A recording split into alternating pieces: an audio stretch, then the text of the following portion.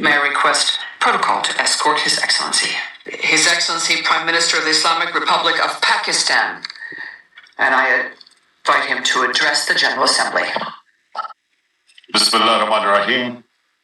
Iyyaka na'budu wa iyyaka nasta'in. Mr. President, Honorable Secretary General, Excellencies, ladies and gentlemen, I feel honored today to represent my country at this Forum of World Leaders, where we have a chance to discuss problems that the world is facing. I want to talk about a lot of problems, but just four today. And I especially came to this forum despite a difficult time in my country facing challenges. I would not have come, but because I feel that there are some very urgent problems which the world must address. First of all, I start with climate change.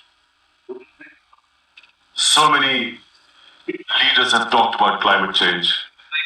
But Mr. President, I feel that there is a lack of seriousness. Perhaps world leaders some of the leaders who can do a lot, do not realize the urgency of the situation. I have a lot of ideas, but as someone said, ideas without funding is mere hallucination. Pakistan, I'll give you a start with my own country. Our country is amongst the top 10 nations in the world which are most affected by climate change. We depend upon our rivers.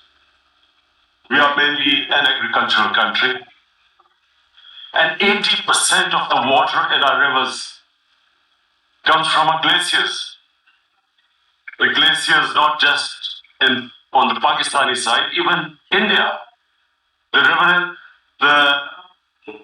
80% of the water in Ganges and the Indian rivers also comes from the glaciers, from the Himalayan glaciers, Karakoram, Hindu Kush. And these glaciers are melting at quite a rapid pace. We detected already 5,000 glacial lakes in our mountains. And if this keeps going, if nothing is done, we are scared that humans are facing a huge catastrophe. In my country, when my party came to power in the province of KP, we planted 1 billion trees in 5 years. Now we've set ourselves a target of 10 billion trees in Pakistan. Idea being to counter the effects of global warming. But one country cannot do anything. This has to be a combined effort of the world. My optimism comes from the fact that the Almighty has endowed humans with great powers. We can do anything, provided our survival instinct is stirred up. And this is really what I hope that the United Nations will take a lead in this. There must be more emphasis. Richer countries must be pushed.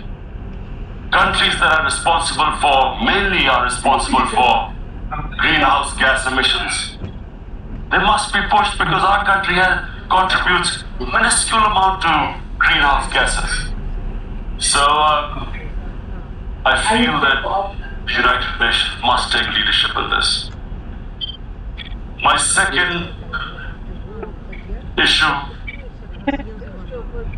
for me right now is even more critical. Mr. President, every year, billions of dollars leave the poorer countries and go towards rich countries.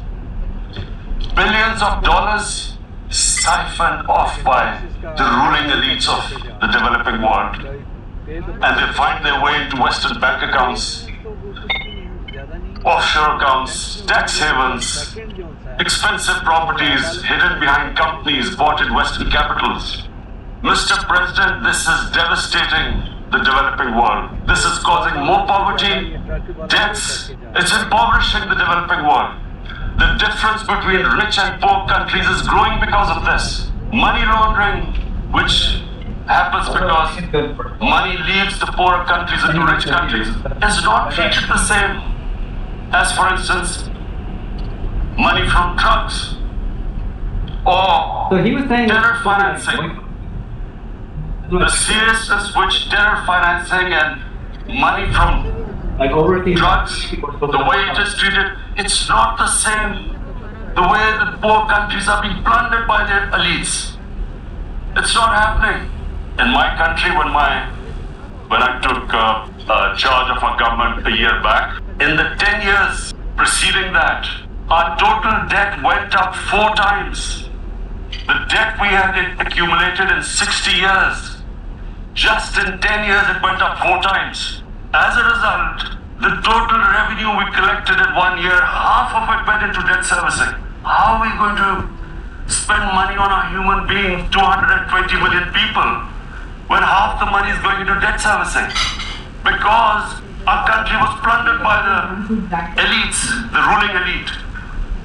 And easily they could get the money out. And when Mr. President, we located properties in Western capitals bought by this money through corruption and money laundering, located the properties of these corrupt leaders, we find it so difficult to retrieve it. That money, if we retrieved that money, we could spend on our human beings.